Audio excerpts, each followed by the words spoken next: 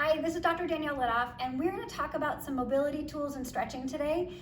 There are a lot out on the market. There's foam rollers, there's yoga wheels, but today we're going to really focus on the lacrosse ball and what you can do with the lacrosse ball so that you can help out your mobility. The times to use a lacrosse ball is when you have general soreness. If you have like a little trigger point after being on a computer for a while, that's great. If you've been throwing the ball with your kid, that's a great time to do it. If you have a true strain or a tear, if there's a lot of swelling in the area, if you have numbness or tingling, that is not the time to use a lacrosse ball. That's when you need to get checked out by a PT or your doctor. But for general mobility, we can use a lacrosse ball. And a lot of us get a lot of tightness right here in those upper traps. And so I was going to show you a way you can do that.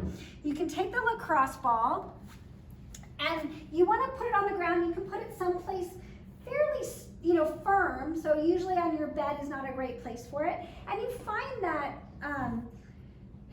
that trigger point or that spot that you go, oh, but it shouldn't hurt. It should hurt so good, right? And you can put your hand in your hands, and then you just put some pressure, and you might want to go back and forth.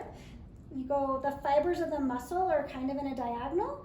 You can roll over some things. You might feel little bumps along the road, and you maybe for about 15 to 30 seconds. Again, this should feel so good, not so bad.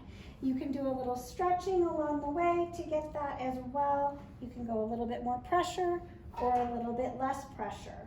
And that's how you would do that on your traps.